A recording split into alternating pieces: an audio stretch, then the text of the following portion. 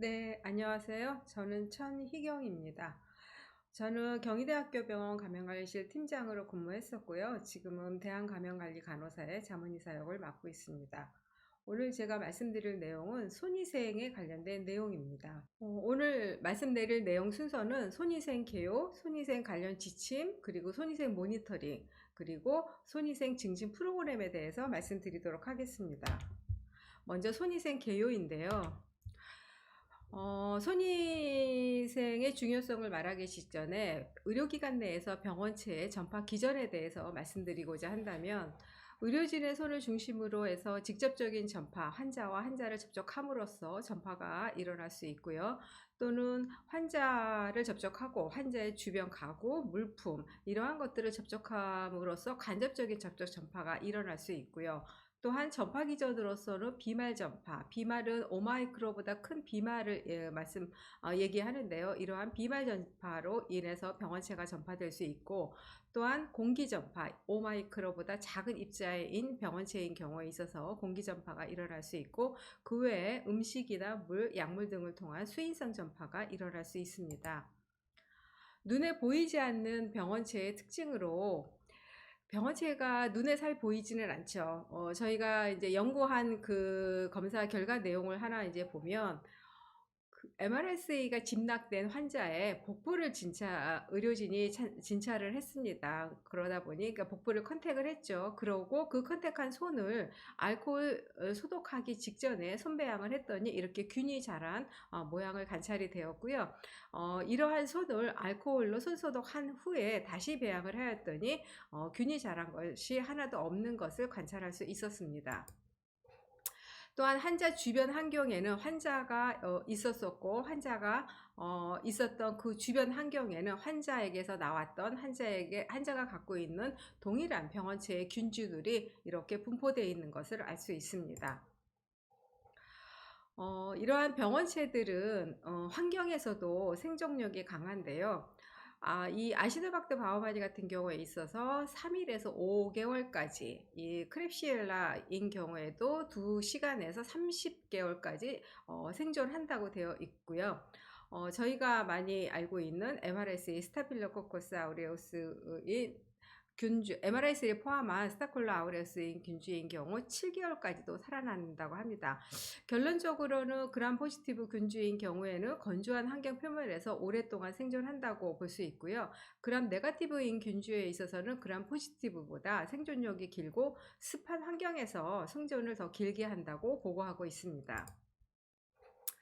그 손위생 증진이 의료 관련 감염에 미치는 영향을 보고한 연구가 있는데요. 그 환자 페이션트 1000일당 그 손소독제의 사용량을 조사하였더니 1994년도와 1998년도에 조사한 데이터가 15.4로 더 손소독제 사용량이 증가가 했습니다. 이때 손위생 수행률은 48%에서 66%로 증가를 했고요. 이로 인한 그 의료 관련 감염률은 16.9에서 9.9%로 감소한 걸 볼 수 있었고, MRSA 전파율은 2.16에서 0.93으로 감소한 것을 보고하고 있습니다. 따라서 손소독제 사용량이 증가되거나 라는 것은 손위생 수행률이 증가됐다라는 걸 볼 수 있죠. 이렇게 손위생 수행률이 증가됨에 따라서 의료 관련 감염이라 MRSA 전파율이 낮아진다는 것을 보고하고 있습니다. 다음은 손위생 관련 지침입니다. 먼저 손위생에 관련된 용어 정의인데요. 손위생이라 하면 손 씻기, 물 없이 적용하는 손소독, 수술 전 손소독을 포함한 일반적인 용어를 말하고요. 이 손 씻기, 핸드워싱이라고 하는 용어는 일반 비누 또는 항균 비누와 물을 이용해서 손을 씻는 것을 말합니다. 또 물 없이 적용하는 손소독, 에 있어서는 물 없이 손을 문지르는 피부 소독제를 적용해서 미생물 감소 또는 성장 억제하는 방법이고요. 물 없이 적용하는 손소독 후에 손을 씻거나 타월을 이용한 건조 방법 등은 필요하지 않는 것으로 권고하고 있습니다. 외과적 손위생인 경우에 있어서는 피부 상재균이 감소하거나 또는 일시적인 오염물을 제거하기 위해서 수술이나 시술 전에 항균 비누를 이용해서 손 씻기를 하거나 또는 물 없이 적용하는 손소독제를 사용하는 방법을 말합니다. 의료기관 내에서 체계를 갖추도록 권고하고 있는데요. 손위생 관련 그 의료기관의 내부 지침을 마련하도록 권고하고 있고요. 의료 종사자 대상으로 정기적인 손위생 교육을 실시하도록 권고하고 있습니다. 또한 의료 종사자의 손위생이 용이할 수 있도록 시설이나 설비를 구비하고 환자 접종 구역에 손소독제를 비치하도록 권고하고 있고요. 손위생 수행 현황에 대해서 주기적인 모니터링 또한 그 결과를 분석해서 활용하도록 권고하고 있습니다. 손위생을 위해서는 감염이 전파되는 그 지리적인 개념을 좀 알아야 되는데요. 손위생이 이루어지는 시점에 있어서는 환자 영역과 의료 영역을 구분해서 생각을 하고 그 환자 영역에서 손위생이 이루어진다라고 보시면 될 것 같습니다. 환자 영역이라 하면 환자가 있고 환자가 갖고 있는 의료기구들 그 주변의 물품들이 해당이 되고요. 여기에서 이 포인트 오브 케어가 손위생 시점이 이루어진다라고 보시면 될 것 같습니다. 이 환자 영역을 제외한 영역이 의료 영역이라고 보시면 되고요.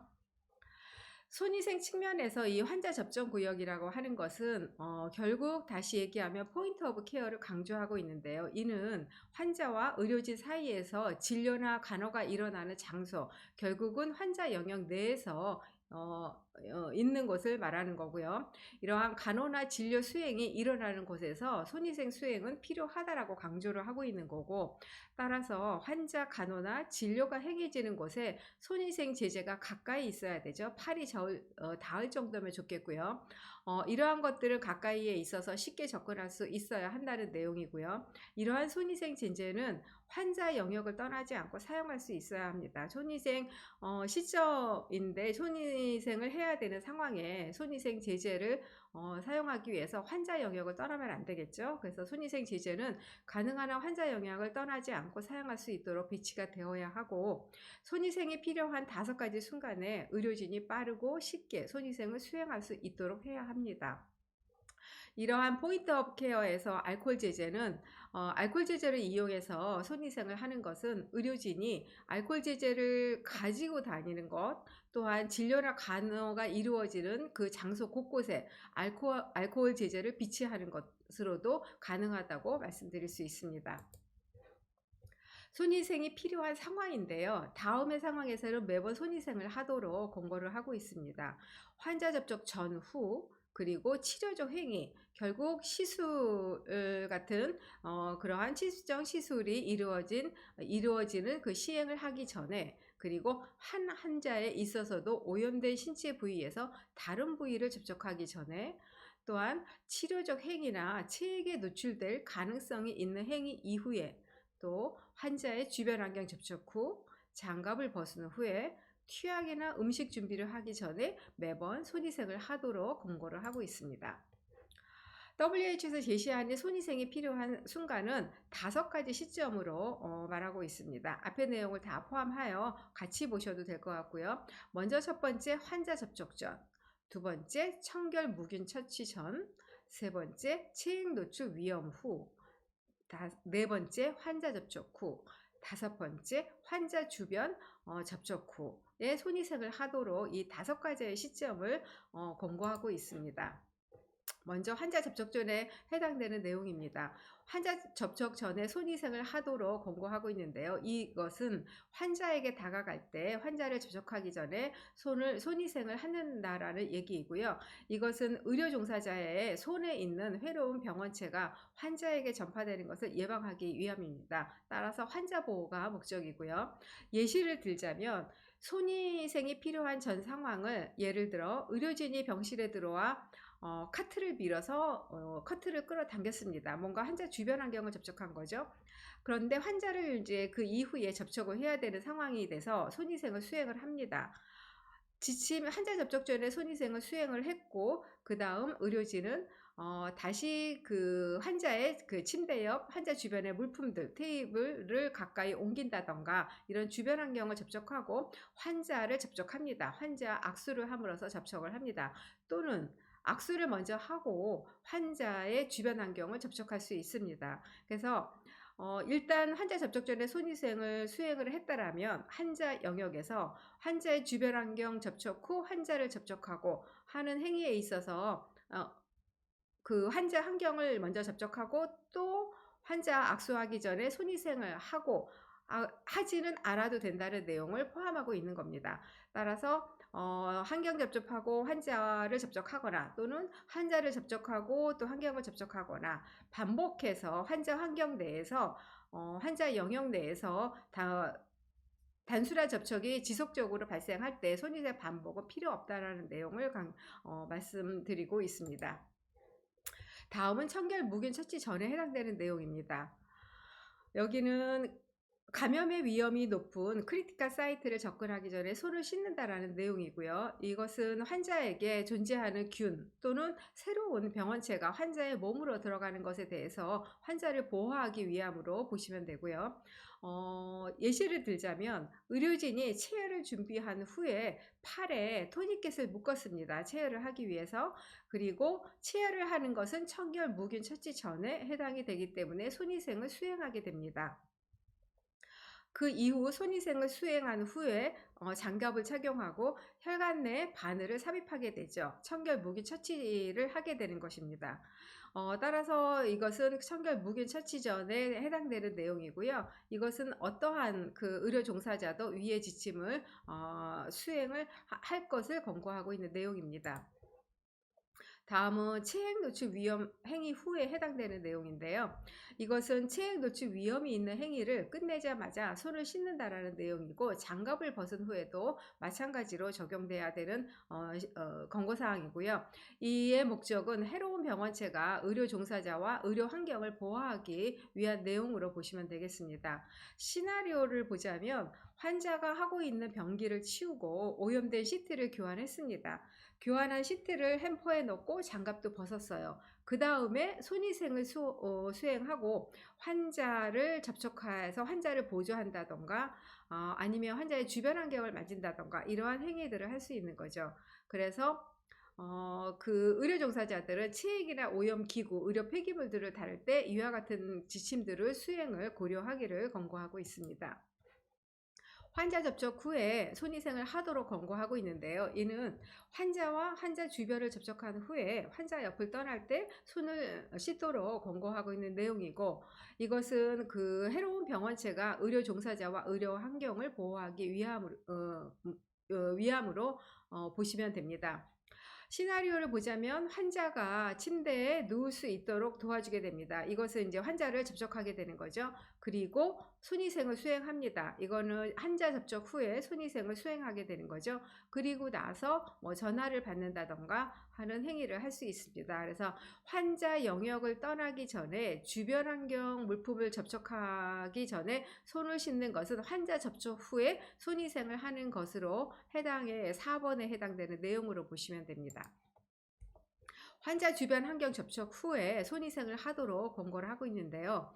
이 내용은 환자를 접촉하지 않고 환자 주변에 있는 물건이나 가구를 만지고 자리를 떠날 때 손을 씻도록 하고 있는 내용이고요. 이는 균의 전파로부터 의료 종사자, 의료 환경을 보호하기 위함입니다. 따라서 예시를 보자면 침대 시트를 교환하고 수거함에 넣었습니다. 그리고 손위생을 수행합니다. 이는 환자 주변 환경 접촉 후에 해당하는 손위생을 수행한 것이고요. 그리고 이 손위생 수행 후에 전화를 받거나 하는 일들을 할 수 있습니다. 손위생이 필요한 상황인데요. 손에 혈액이나 체액이 묻거나 눈에 보이는 오염이 있는 경우에 있어서는 물과 비누로 손을 씻도록 권고하고 있고, CD피실 같이 아포가 형성되는 세균에 오염되었을 가능성에도 물과 비누로 손을 씻도록 권고하고 있습니다. 이는 이 아포가 형성되는 세균에는 이런 소독제 효과보다는 물과 비누로 손을 씻는 마찰로 이용한 손 씻기를 더 권고하고 있는 내용이고요. 눈에 보이는 오염이 없다면 손소독제를 이용하여 손위생을 하도록 권고를 하고 있습니다. 알코올젤과 물, 소독제 관련된 손위생 자원들을 보시면 의료 행위 시에 이러한 알코올 소독 제제를 사용이 을 하도록 하는 상황에서 제외되는 상황이 있습니다. 그러니까 알코올제 사용을 제외하는 상황인데요. 이것은 눈에 보이는 오염이 있거나 그 오염이라 하면 혈액이나 체액 등이 묻었을 때, 또 화장실을 다녀온 후에, 또는 아포 형성이 되는 그런 병원체에 접촉한 후에는 알코올젤보다는 물과 비누로 손 씻기를 하도록 권고하고 있는 내용이고요. 다시 한번 강조한다면 이런 CD피셀 같이 특별한 상황에서 물과 비누를 이용한 손위생이 필요하다고 강조를 하고 있습니다. 환자 관리 시에 이러한 CD피셀 같은 특별한 상황에서는 가운과 장갑을 착용하도록 권고하고 있고, 그 외에 화장실을 다녀온 후 눈에 보이는 오염이 있을 때, 또 이러한 그 CD피셀 균이 나오는 경우에 물과 비누를 사용하는 것 하도록 권고를 하고 있습니다. 손위생 방법에서 물과 비누에 대한 사용하는 방법에 대한 내용인데요. 먼저 물과 비누를 사용한 손위생 방법에 있어서는 깨끗한 흐르는 물에 손을 적셔 비누를 충분히 적용하고요. 뜨거운 물을 사용할 경우에 피부염이 발생할 위험이 증가하므로 미지근한 물을 사용하도록 권고하고 있습니다. 손의 모든 표면에 이 비누액이 접촉되도록 하고 15초 이상을 문지르게 됩니다. 이는 마찰 시간을 말씀드리는 거고, 물과 비누로 씻는 손 위생에 있어서 총 소요 시간을 말하는 것은 아니고요. 마찰하는 시간이라는 것을 기억하시면 될 것 같습니다. 물로 헹구고 손위생이 재오염되지 않도록 일회용 타올로 건조시킬 것을 권고하고 있고, 수도꼭지 잠글 때에는 사용한 타올을 이용하여 잠그도록 권고하고 있습니다. 타월은 반복해서 사용하지 않도록 하고요. 또한 여러 사람이 공용해서 사용하지 않도록 하고 있습니다. 물 없이 적용하는 손위생 방법에 대해 있어서 손소독제를 사용하는 방법인데요.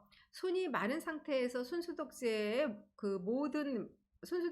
모든 손의 표면을 다 덮을 수 있을 정도로 충분히 적용을 하고요. 손의 모든 표면에 손소독제가 접촉되어 있는지 확인을 하시고, 손의 모든 표면이 마를 때까지 문지르게 됩니다. 이 내용은 손위생 방법을 제시하는 포스터 내용인데요. 설명을 드리자면 이 내용은 물과 비누로 손 씻는 방법에 대한 포스터이고요. 이 내용은 손소독제를 이용한 손소독 방법입니다. 먼저 물과 비누를 이용한 손 씻기에서 손에 물을 묻히고 손소독제 비누 또는 비누를 손바닥에 담아서 마찰을 하기 시작합니다. 여기서 기억할 것은 이 마찰하는 부위인데요. 먼저 손바닥, 그리고 손등, 그리고 깍지를 끼고 손가락 사이, 그리고 손가락 뒷면, 그리고 엄지손가락, 그리고 손끝을 이 마찰을 하게 됩니다. 또한 손소독제를 사용한 경우에 있어서도 똑같이 손등, 손바닥, 손등, 손가락 사이, 손가락 뒷면, 엄지손가락, 손끝을 마찰을 하게 됩니다. 이 6개의 손의 부위를 충분히 마찰을 하고, 물과 비누를 사용했을 경우에 이제 헹구기 시작합니다. 그래서 헹군 후에는 일회용 건조 타올을 이용해 물기를 다 건조시키고, 이 사용한 종이 타올을 이용하여 수도꼭지 물을 잠그게 됩니다. 그렇게 해서 건조시키는 거고요. 손소독제 사용에 있어서는 마찰이 끝나면 충분히 건조를 시키게 됩니다. 이렇게 해서 손위생 방법이 제시하고 있습니다. 이러한 그 손위생 방법 중에 그 외과적 손위생에 대한 방법입니다. 외과적 손위생에 있어서는 손위생하기 전에 인공손톱 또는 반지, 시계, 손에 관련된 장신구를 다 제거하도록 해야 하고요. 소를 이용한 손위생 방법은 가능한 한 권고하지 않고 있고요. 소독력이 있는 항균 비누나 알코올이 함유된 손소독제를 이용하도록 권고하고 있습니다. 아랫팔을 포함해서 손과 아랫팔 모두 외과적 손 씻기 시에 제조회사의 권고사항을 따라야 하고요. 대체적으로 일반적으로는 2분에서 5분 정도를 추천하고 있습니다. 장시간 한 10분 정도의 손소독은 불필요하다고 권고하고 있고요. 알코올이 함유된 외과적 손소독 제품을 이용할 때 그 제조사의 소독력 지속 시간 같은 것을 고려해서 사용하셔야 되고, 손이 건조한 상태에서 적용할 수 있도록 해야 합니다. 외과적 손위생 방법에 따라 아래 팔과 손이 젖을 정도의 충분한 양을 의 소독제를 사용해야 하고요. 장갑을 착용하기 전에 완전히 손과 아래 팔이 마르도록 해야 합니다. 그림에서 보자면 외과적 손위생에 대한 방법인데요. 먼저 이 손소독제를 갖고 먼저 손을 소독하기 전에 아침 첫 수술이라 하면 전처리 과정을 통과해야 되는데요. 손톱 밑에 있는 이물질을 제거하기 위해 네일 클리너를 사용하여 물과 비누로 먼저 손 씻기를 합니다. 그 위에 완전히 물기를 다 건조시킨 다음에 손 소독제를 떨어뜨려서 한쪽 팔을 손끝에서부터 팔꿈치 위 5cm까지 이렇게 문지르게 됩니다. 다시 한번 펌핑을 해서 다른 반대쪽의 팔에 손끝부터 팔꿈치 위 5cm까지 이렇게 다시 한번 문질러 줍니다. 그리고 다시 한번 펌핑을 해서 손에 6개, 손바닥, 손등, 손가락 사이, 손가락 끝, 엄지손가락을 문지르고 손을 완전히 건조시킨 후에 멸균 자금을 착용하도록 합니다. 이게 외과적 손위생을 하는 방법으로 보시면 될 것 같습니다. 그 손위생 제품을 선택하는 데 있어서 병원들이 이제 가끔 많이 고민들을 하시는 경우들이 있습니다. 손위생 제품을 선택할 때에는 그 약물에 대한 그 작용이라던가 그 약물이 직접 주는 그 효과라든가 또는 인체에 미치는 영향이라던가 이런 것들을 다 고려해 볼 수는 있지만, 그것보다 더 우선적으로 생각해야 될 것은 균을 감소시키는 작용들이 얼마나 신속하게 일어나고 얼마나 지속하는지에 대해서 더 중점적으로 보시면 될 것 같습니다. 따라서 지금 현재 손소독제 제품으로 많이 나와 있는 것 중에 그 손소독제의 그 성분을 보자 하면 먼저 알코올로 되어 있는 거에 있어서의 장점은 안전하고 효과가 상당히 그 효과 시간이 빠르다라는 것이 장점이고요. 단점으로서는 건조 효과로 인해서 피부가 손상이 좀 올 수 있고 가연성을 갖고 있다라는 단점이 좀 있습니다. 클로로헥시딘인 경우에 있어서는 지속 효과가 뛰어납니다. 6시간 이상의 지속 효과가 있고, 단점으로는 안독성 또는 각막 손상, 또 접촉성 두드러기 또는 호흡기 증상 등의 증상들을 보일 수 있고요. 이 아이오도포인 경우에 있어서도 안전하고 작용 속도가 빠릅니다.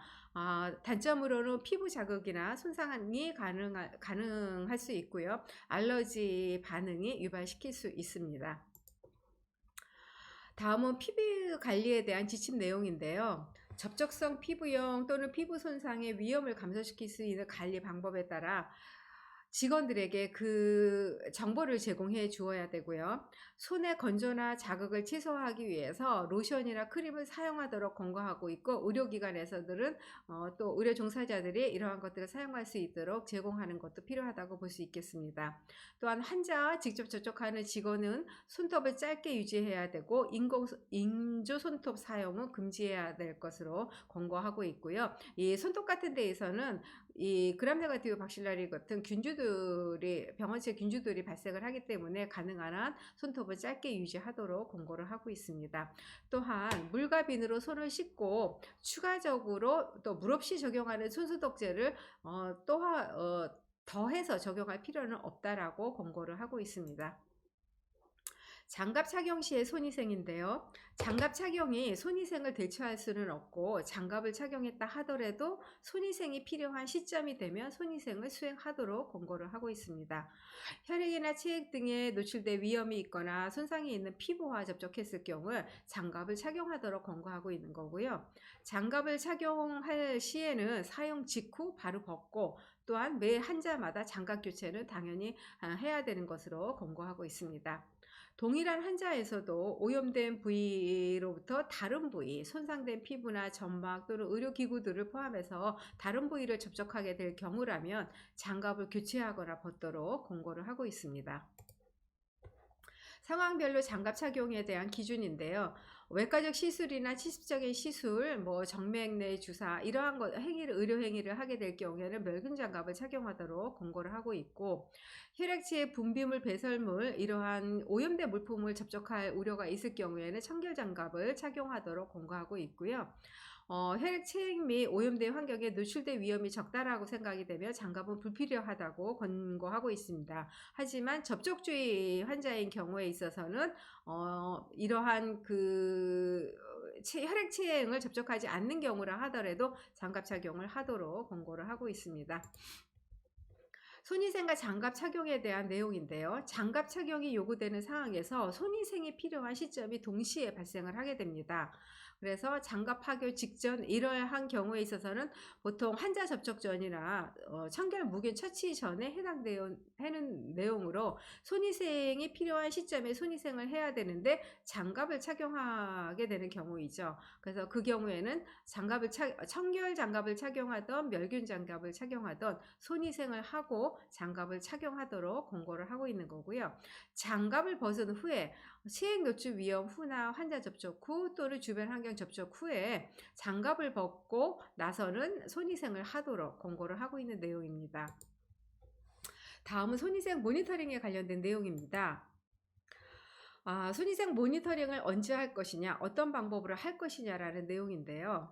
두 가지 방법을 말씀드려 보겠습니다. 보통 인앤아웃 모니터링이라 해서 병실을 들어갈 때 손위생하고 들어가고 나올 때 손위생한다라는 개념에서 모니터링하는 방법이 있고요. 지금까지 말씀드린 그 5가지 시점, 손위생이 필요한 상황, 이 5가지 상황을 보면서 관찰하면서 모니터링하는 그러한 방법이 있습니다. 이런 인앤아웃 모니터링 방법인 경우에는 기계를 설치해서 그 모니터링을 사실은 할 수도 있고요. 이러한 경우에 있어서는 다인실보다는 사실 1인실인 경우에 선호가 될 수 있다고 볼 수 있겠습니다. 그 인앤아웃 모니터링 방법과 이 5가지 시점에 관련된 그 모멘트 모니터링에 대해서 말씀드리면, 먼저 인앤아웃 모니터링 방법은요, 병실 드나들 때 입실 시와 퇴실 시에 손위생을 해야 된다라는 관점에서 장점으로는 호선 효과가 상대적으로 낮습니다. 이것은 실제적으로 모니터링을 이제 많이 하셨던 분은 아마 이 내용을 짐작하실 텐데, 모니터링을 나가게 되는 순간 이제 직원들은 손위생이 평상시보다는 조금 더 많이 수행을 하게 됩니다. 이게 이제 호선 효과로 보여지는데요. 이러한 그 상대적으로 이런 호선 효과는 조금 낮다라고, 이 모멘트 모니터링보다는 좀 낮다라고 보고하고 있고요. 또한 관찰자 간의 일관성이 좀 보장이 됩니다. 실제 이 모멘트 5가지 시점에 대한 모니터링을 하다 보면 관찰자 간의 이제 그 타당도가 조금 다를 수가 있는데, 이것은 들어갈 때, 나올 때, 드나들 때 모니터링, 손위생 여부를 모니터링하면서 가능한 한 관찰자들의 일관성이 좀 보장이 되고요. 따라서 이런 인앤아웃 모니터링을 하게 될 경우에 할 계획으로는 손위생 자원이라든가 디스펜서, 싱크, 손위생을 손쉽기를 할 수 있는 이런 싱크, 장갑 등 이런 위치가 영향을 미치기 때문에 이런 자원 배치에 좀 주의를 기울여야 되고요. 관찰 기간이 영향을 미칠 수 있다고 합니다. 또한 병실 내에 실제 환자 치료 중에 손위생이 필요한 상황에서 실제 손위생을 하는지에 대한 것들은 확인이 불가하다고 볼 수 있고요. 환자 접촉이 발생하지 않은 경우에 입구나 출구 또는 그 카운팅하는 센서 위치를 벗어날 때는 또 부정확한 관찰이 결과가 초래될 수 있다고 얘기하고 있습니다. 이 모멘트 모니터링 하는 방법에 있어서는 의료 종사자 간의 손이 병원체를 전달시킬 수 있는 그 리스크에 기반을 두고 있는 거죠. 그래서 5가지 손위생 시점이 나와 있는 거고요. 그거를 기반으로 해서 모니터링을 하게 되는데, 이는 의료 종사자의 교육과 모니터링 시에 이러한 내용들을 적용해서 사용할 수가 있습니다. 그래서 의료 종사자들에게 5가지 시점에 따라서 손위생을 하도록 하는 그러한 내용의 교육이 필요하고요. 그거에 근거해서 모니터링을 하게 됩니다. 그래서 손위생 수행 상황에 대한 자세한 정보를 알 수 있는 장점이 있죠. 여기에 있어서는 준비할 것은 관찰자 표준화를 위한 훈련들이 필요합니다. 5가지 상황에 대해서 모니터링하게 될 때 관찰자의 그 편차들이 좀 일어날 수 있거든요. 그래서 관찰자의 표준화를 위한 훈련이 필수적으로 필요하고요. 침습적 행위가 이루어지는 상황이라든가 장소에서 환자나 또는 의료 종사자에게 사실은 서로 왠지 감시하는 듯한 느낌을 좀 받을 수 있어서 약간의 불편감을 좀 초래할 수 있고요. 이러한 그 WHO의 관찰 도구를 많이 사용하는데 그 용어에 대한 또 표준화가 사실은 필요한데 그거에 대한 표준화가 조금 안 되어 있는 경우들도 좀 있고, 또한 관찰 기간이 영향을 미친다고 볼 수 있습니다. 이 손위생 수행률을 측정하는 방법들은 여러 가지가 있는데요. 먼저 직접 관찰하는 방법을 먼저 보자면, 모든 손위생 과정을 신뢰도가 사실은 높다라는 장점을 갖고 있고요. 직접 관찰하는 방법은 손위생의 그 세부 사항까지도 확인할 수 있는 장점을 갖고 있습니다. 또한 관찰 중에 예견하지 못한 손위생 질 관리에 대한 내용 문제점도 발견할 수 있어서 직접 관찰법은 그 손위생 수행률에 대해서 이제 이러한 장점들을 갖고 있는 거고요. 단점으로서는 시간이 많이 소요된다라는 거고, 관찰자에 대한 훈련과 타당도가 에 대한 확인이 필요하고요. 그래서 이러한 관찰자나 관찰 대상자가 노출이 되고, 또한 이런 관찰자들이 대상자를 선택할 때 왜곡할 가능성이 있다라고 보고 있습니다. 자가 보고하는 경우가 있죠.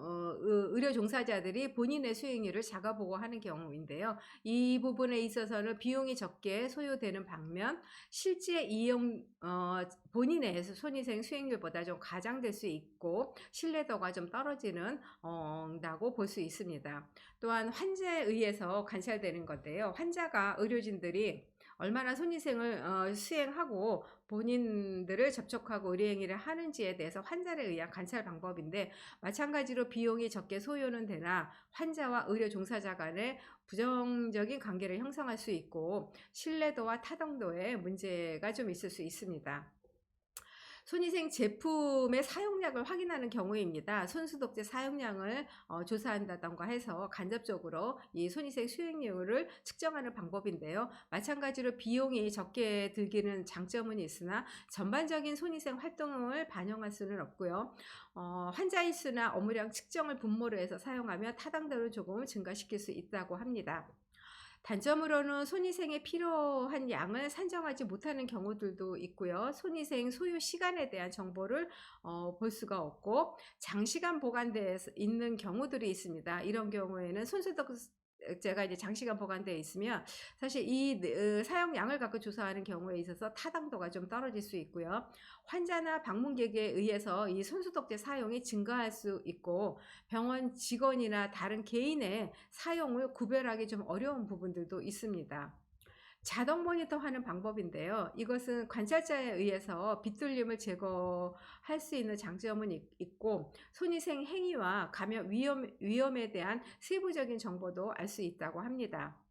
단점으로는 개인의 행위를 추적하는 데 윤리적인 문제가 좀 있고요. 행위에 대한 예측을 못하는 경우들이 좀 발생할 수 있고, 또한 비용이 고가이고 뭔가 모니터를 설치해야 되기 때문에 실패할 가능성도 있다고 하고 있습니다.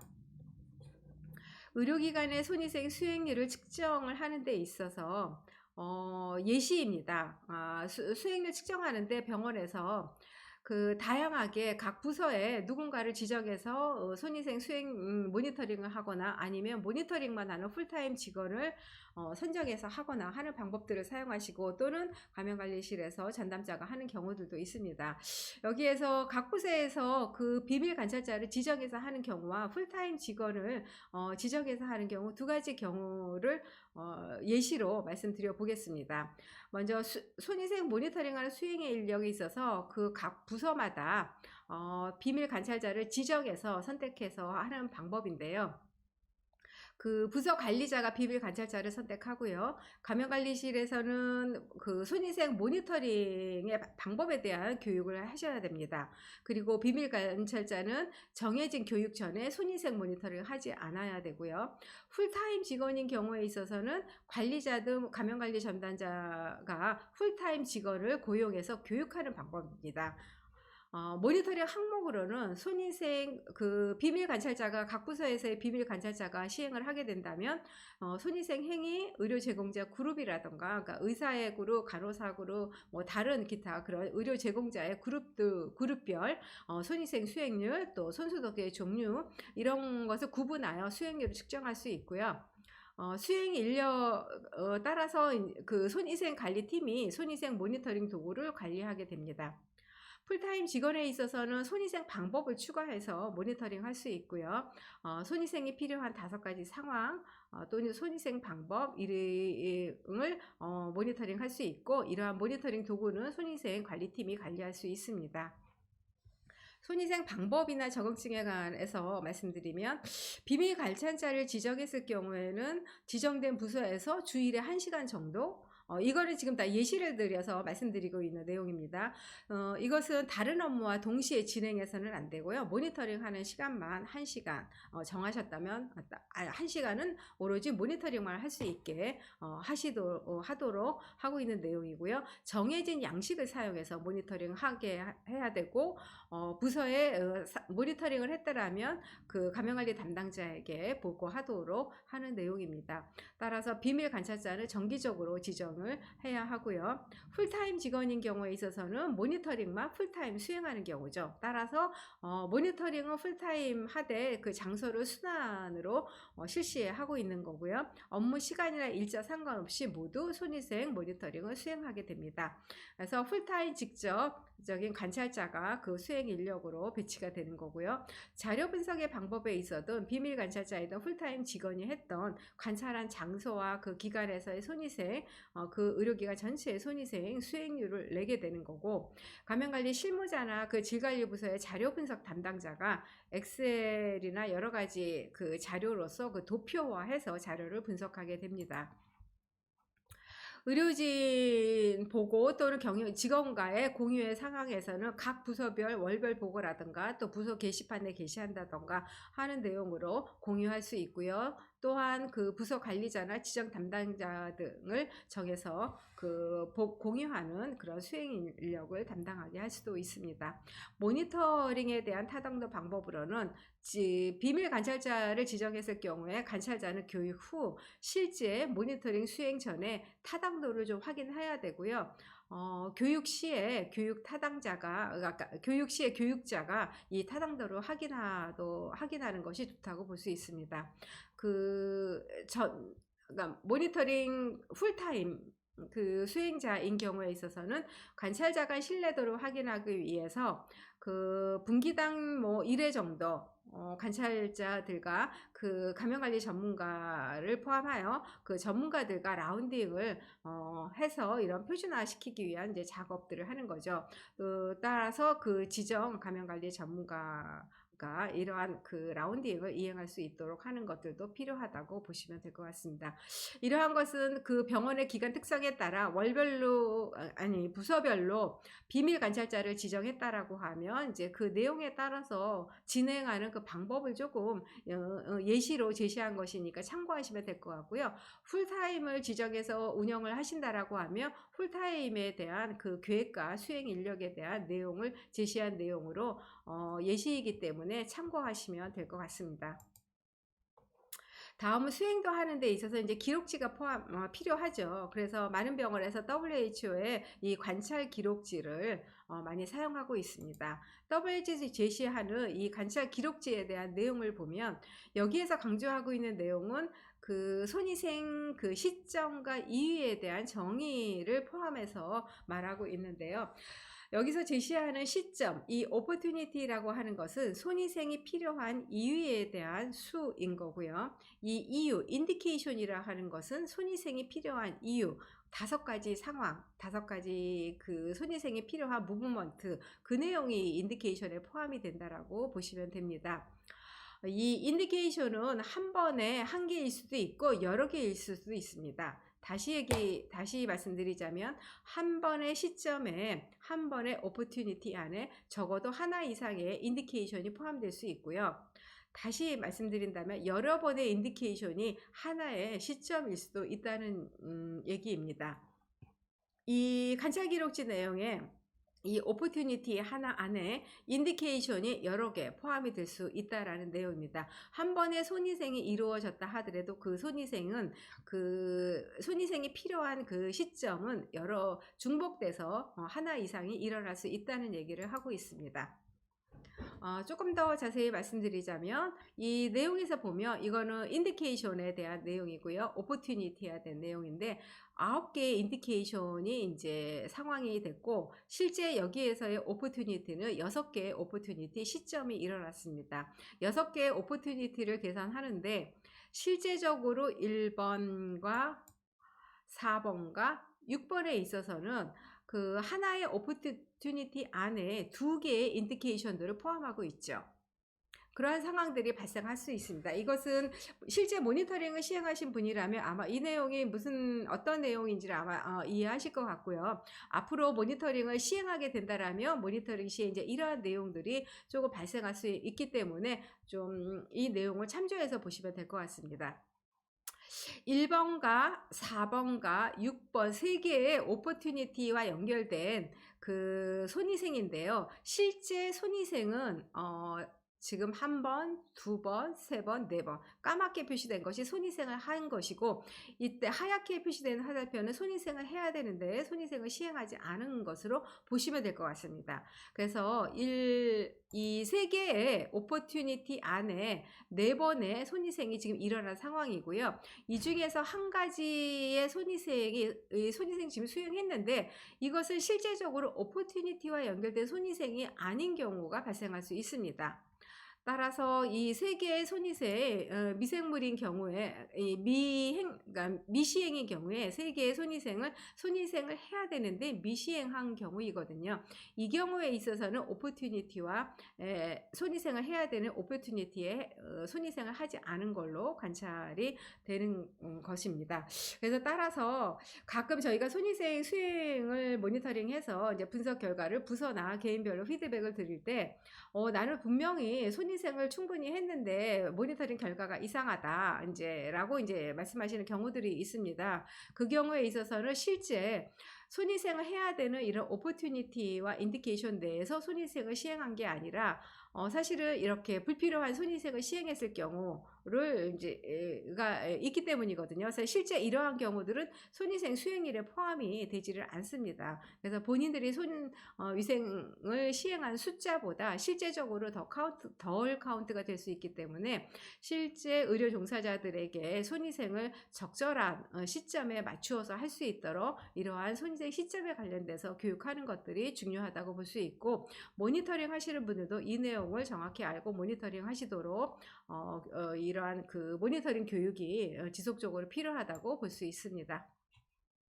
그 손위생 위험에 대한 그 리스크에 대한 것을 그 손위생 시점은 그 손위생이 필요한 리스크 여부를 갖고 이제 시점이 정해진 건데요. 의료 환경의 문 손잡이 같은 것을 만지고 환자를 컨택하게 되면 이런 의료 환경 내의 병원체들이 전파될 수 있기 때문에 이때는 손위생이 필요하다라는 내용인 거고 같은 환자에서 그 환자를 접촉하거나 사용 중인 친구류를 접촉하거나 얘가 번복해서 이러한 것들이 접촉이 이루어질 때는 리스크가 없다라고 보기 때문에 손위생은 번복하지 않아도 된다라는 내용이고요. 같은 환자에서 일상적인 접촉이 아니라 뭔가 실습적인 처치 이러한 것들이 이루어진다라고 하면 이때는 병원체의 전파에 위험이 있기 때문에 손위생이 필요하다는 것을 말하고 있습니다.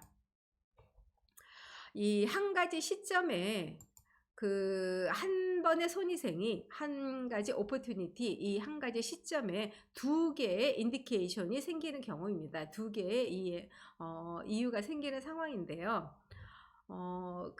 이 환자를 접촉하고 나서 환자 접촉 후 손위생을 했고 옆에 있는 다른 환자를 접촉할 때 이 환자 접촉 후 손위생했고 또 이 환자를 접촉할 때 손위생을 다시 하지는 않죠. 그래서 이 한 번의 손위생이 한 번의 이 오포튜니티가 두 개의 인디케이션을 포함합니다.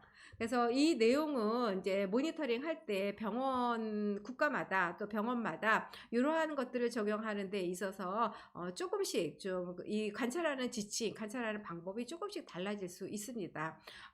그래서 이런 것들을 의료기관 내에서 그 모니터링하는 방법에 대해서 충분히 논의를 해서 그 방법을 정해서 시행하시면 될 것 같습니다. 두 가지 이유를 포함하고 있는 내용이고요. 그래서 이러한 모니터링의 이제 지표로서는 손위생 수행률은 손위생이 요구되는 행위, 그 오포튜니티를 분모를 하고요. 실제 손위생이 일어난 건수를 분자로 해서 그 퍼센테이지로 계산을 하게 되고, 손소독제의 사용량을 갖고 그 손위생 모니터링을 하는 지표가 있습니다. 이럴 경우에 있어서는 환자 일수, 보통 페이션트 데이 1000일로 많이 잡는데요. 그러한 환자 일수분에 사용한 소독제의 양을 로 갖고선 그걸 분자로 해서 그 손위생 모니터링 지표로 삼게 됩니다. 다음은 손위생 증진 활동에 대한 내용입니다. 손위생 증진 활동에 대해서는 그 WHO에서 이런 그 다각적인 전략에 대해서 제시를 하고 있습니다. 그래서 이 5가지 방법 증진 전략을 제시를 하고 있는데요. 먼저 첫 번째, 시스템 변화. 그래서 이것은 시설적인 손위생 자원이라든가 시설적인 변화를 하도록, 개선하도록 하는 전략 방법인 거고요. 두 번째에 있어서는 그 의료 종사자나 모니터링하는 모두를 포함한 그 직원들의 교육 또는 훈련에 대한 내용이고, 세 번째는 그 모니터링을 평가하고 그 피드백 주는 방법에 대한 내용들, 또는 각각 그 근무하는 장소에 있어서 손위생 수행률을 증진할 수 있는 이런 리마인더 제시들, 그리고 또한 기관 전체에 있어서 안전 문화를 형성하도록 하는 이러한 전략들을 하도록 제시를 하고 있습니다. 그래서 이러한 손위생 증진 프로그램은 이렇게 5가지의 전략을 제시하고 있는데요. 이러한 내용들은 5가지 전략이죠. 시설 변화, 교육, 리마인더, 이러한 내용들은 한 해에 한 번씩 해서 이거는 지속적으로 적어도 5년 동안 반복해서 이 시행을 하도록 권고를 하고 있는 내용입니다. 한 번으로 효과는 없고요. 이렇게 지속적으로 해마다 적어도 5년 이상을 해야 이제 이러한 증진 효과가 있다라고 제시를 하고 있는 내용이고요. 이렇게 손위생 그 증진 전략을 하기 위해서 현재 각 의료기관에 손위생 그 평가가 어떤지, 손위생을 자가 평가할 수 있는 도구를 개발해서 제시했습니다. WHO가 2010년에. 그래서 본인들의 각각의 그 의료기관들을 자가 평가할 수 있는 도구이고요. 이 도구에 따라서 이 5가지의 전략을 개선하는 방법으로 보시면 될 것 같습니다. 여기는 손위생 증진 활동 관련해서 의료기관별 실제 상황을 분석하는 도구로 보시면 될 것 같고, 목적은 기존 자원이나 성과에 대한 평가를 하고 추후 계획으로 또는 목표에 어떻게 집중할 것인가, 또는 집중이 필요한 주요 문제를 진단할 수 있습니다. 그래서 의료기관의 손위생 증진 프로그램을 개발한다던가 활동에 이 결과를 활용할 수 있습니다. 시간이 경과됨에 따라서 우리가 얼마만큼 증진이 되었는지, 이 증진 전략이 얼마만큼 전개가 되었는지 그 상황도 알 수 있고요. 이러한 도구 평가자는 손위생 증진 프로그램 전문가가 사용해야 되고요. 프로그램을 개발하기 전 단계에서는 원내 감염관리 전문가나 상급 관리자가 관리하도록 권고를 하고 있습니다. 그 손위생 자가 평가 도구 있는데요. 먼저 그 시스템 개선을 그러니까 증진 전략으로 시스템 개선을 하기 위한 방법입니다. 그래서 시스템 개선을 하기 위해서 각 의료기관에 평가하는 내용인데요. 그 알코올제 접근성이 얼마나 좋은지, 그래서 각각 손위생 하는 그 시점에 잘 배치가 되어 있는지를 보는 거고요. 그 내용에 따라 점수를 매길 수 있고, 그 손 씻기 세면대가 얼마나 배치되어 있는지, 또 그 물의 공급이 얼마나 적절한지, 비누가 적절하게 배치되어 있는지, 일회용 타올이 적절하게 배치되어 있는지, 그 손위생 제품이 끊임없이 지속적으로 조달하는 시스템을 구축하고 있고, 그러한 비용이 있는지, 그러한 내용으로 구성을 하고 있고요. 다시 한번 보자면 손위생을 위한 수전 설비의 그 개수가 얼마나 되냐. 적어도 세면대의 그 개수는 전체 침상 10개당 하나 정도는 배치가 되는 것을 권고하는 거고, 그 수전의 위치도 의료 행위로 인해 환자 접촉이 이루어지는 장소여야지 이게 너무 먼 곳에 있으면 안 된다는 거죠. 이러한 손위생이 필요한 5가지 상황에 맞게 위치하는 것을 하도록 하고 있는 내용이고요. 이러한 손위생 제재를 설치하는 형태에 있어서도 벽에 고정형으로 할 거냐, 아니면 자유롭게 그 비치를 할 거냐, 뭐 여러 가지 그 형태에 따라서 배치를 하도록 하고 있는 내용이고요. 여기에서 용기에 대한 재사용을 금지하도록 하고 있고, 이러한 디스펜서 시스템을 갖고 있을 때 손소독제의 그 디스펜서에 대해서 정기적인 점검이 필요합니다. 이제 병원에서 이러한 손소독제 같은 디스펜서 또는 이 비누를 담고 있는 이런 디스펜서 같은 경우에 있어서는 또 그 오염물질이 좀 묻어 있을 수도 있고요. 그 막혀서 잘 안 나오는 경우도 있고 해서 주기적으로 이것도 그 시기를 정해서 자원 점검에 대한 정기적인 점검이 필요하다고 볼 수 있습니다. 그 외로서는 일회 사용할 수 있는 건조 타올이 일회 사용이 가능한가, 또 시설이나 설비에 대한 프로그램이 그 조기 평가가 필요한지, 그리고 만약에 평가에 따라서 병원 측에서는 적극적으로 지원하고 개선할 용의가 있는지, 이러한 것들을 볼 수 있는 내용이고요. 두 번째의 자가평가 도구로서 갖고 있는 내용은 훈련과 교육에 대한 내용입니다. 그래서 의료기관의 그 근로자, 그 의료 종사자들에 대한 교육 내용인데, 그 신규 직원이든 재직 직원이든 손위생에 대한 교육을 받았는지, 그리고 얼마 만에 받았는지에 대한 것을 지표화하고 있는 내용이고요.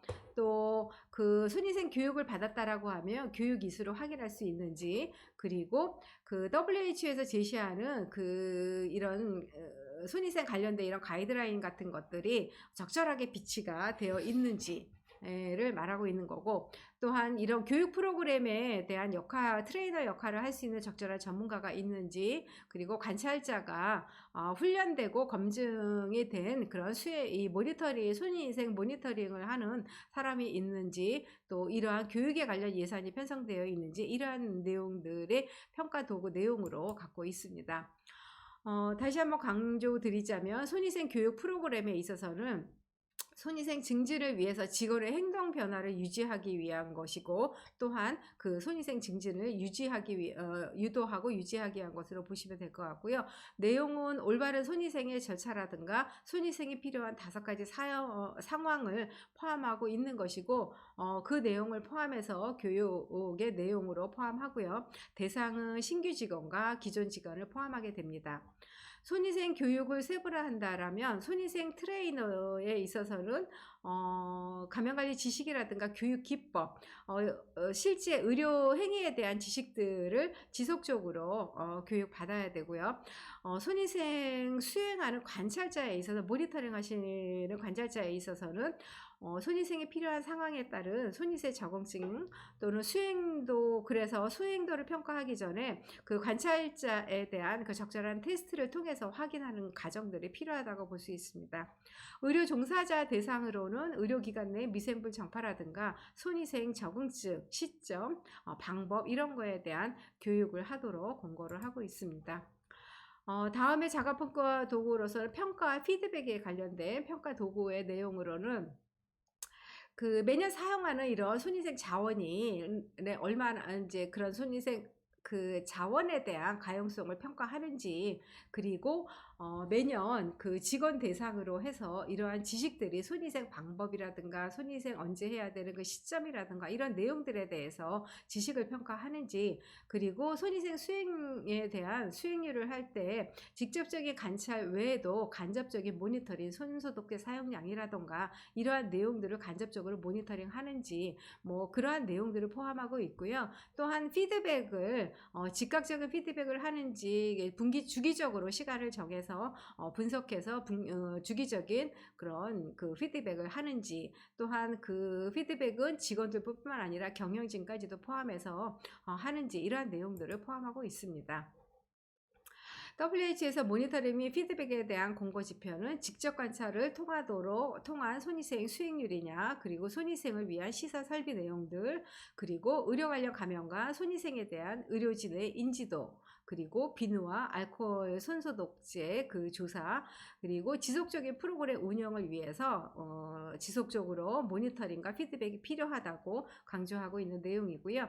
모니터링 결과에 따라 피드백은 초기와 이후로 이루어질 수 있는데, 초기의 모니터링 결과는 지침과 현실에 대한 차이, 뭔가 그 손위생의 중요성에 대한 인식, 그런 거에 대한 피드백이 이제 주어지게 되고요. 그래서 모니터링 결과에 대한 피드백이 초기에 그 직원들의 반응에 있어서는 뭔가 인지도를 좀 향상시킬 수 있는 거에 초점을 뒀다라고 하면, 그 이후에 지속적인 모니터링 결과에 대한 피드백으로서 이후에 그 장점으로는 각 의료진의 종사자 개인뿐만 아니라 기관 손위생 증진 활동을 지속적으로 할 수 있도록 동기를 부여할 수 있고, 이 피드백의 형태는 서면 보고서 등 다양한 의료기관 내 의사소통 방법으로 진행하도록 권고하고 있고요. 이러한 성공적인 증진 활동이 손위생 수행 활동 의료 종사자의 전반적인 인식도를 동시에 개선할 수 있다고 얘기하고 있습니다.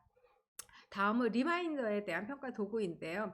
손위생 시점을 표시하는 포스터, 방법을 표시하는 포스터, 올바른 그 물과 비누를 사용하는 포스터, 이러한 내용들이 적절하게 게시되어 있고, 게시되어 있다라고 하면 그 게시된 포스터가 손상이 있는지, 교체는 얼마 만에 한번 하는지, 이러한 내용들을 포함하고 있고요.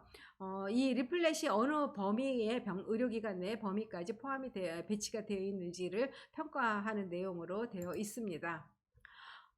이 리마인더 설치의 목적은 손위생의 중요성, 적응증, 방법에 대해서 알리고 환기시키자고 하는 내용이고요. 환자나 방문자, 의료 종사자 모두에게 손위생에 대한 지침을 알리는 효과가 있습니다. 이 리마인더의 형태는 포스터가 될 수 있고요. 포스터는 손위생이 필요한 5가지 상황, 올바른 손 씻기, 또 핸드럽, 그 손소독하는 방법들을 포함할 수 있고요. 포스터 외에도 리플렛, 스티커, 손위생 로고 배지, 디스펜서 부착하는 라벨 등의 형태로 리마인더를 활용할 수 있습니다. 손위생이 이루어지는 모든 장소에 가능한 한 배치하고, 또 하나 중요한 것은 리마인더를 눈에 익으면 그만큼 또 홍보 효과가 없어질 수 있기 때문에 정기적인 점검과 업데이트가 필요하다고 권고하고 있습니다. 이제 마지막으로 기관 내에 안전한 문화 형성을 하는 내용인데요. 기관 내에 우리 기관에서 얼마나 안전한 그 문화가 형성이 되어 있는지를 평가하는 도구 내용입니다. 그래서 이러한 안전문화 활동을 할 손위생 팀이 있는지, 이 팀들은 정기적으로 활동을 하는지, 그리고 이러한 손위생을 향상시키기 위한 이러한 협의 과정들이 경영진들과 하고 있는지, 그리고 손위생을 관리하는 사람들로부터 뭔가 승인을 받은 이런 손위생 챔피언을 지정한다던가, 손위생 롤모델을 지정해서 활용한다던가, 이제 이러한 것들의 이제 시스템화가 되어 있는지를 평가하는 도구입니다. 또한 손위생 교육에 대한 이러닝에 대한 틀, 그리고 매년 손위생 목표 설정이 되어 있고, 의료기관 내에서 정기적으로 이런 손위생에 관련돼서 정기적으로 논의하고 이런 의사소통하는 장이 있는지, 또 이런 손위생에 관련돼서 개인 책무에 대한 시스템이 있는지, 신입사원에 대한 시스템이 있는지를 평가하는 도구라고 보시면 될 것 같습니다. 기관 내 안전문화를 위한 내용으로, 기관 내 세이프티, 이런 안전문화 정착을 위한 선행 조건으로는 기관이든 개인적이든 적극적으로 참여하는 것이 중요하고요. 변화나 개선을 위해서는 그 개인이나 또는 제도적 역량에 대한 인식들이 필요하고, 환자랑 환자 모임과의 협업이 필요합니다. 그리고 그 안전한 그 문화를 위한 의 효과를 보자면 제도적인 차원에서 손위생 개선 전략에 대한 구성 요소를 이해할 수 있는데요. 이것은 그 기본적인 안전 문화에 이제 포함할 수 있고, 그래서 기간 내에 손위생 개선 프로그램을 구현하고 유지할 수 있는 기반이 될 수 있고요. 또한 개별적인 차원에서 손위생 개선 전략을 구성 요소를 이해할 수 있는데, 이것은 환자에게 해를 끼치지 않는다라는 의지로부터 손위생의 행위가 이루어짐에 따라 의료 종사자들이 손위생에 대해 지지하는 동기부여를 할 수 있다라고 볼 수 있습니다.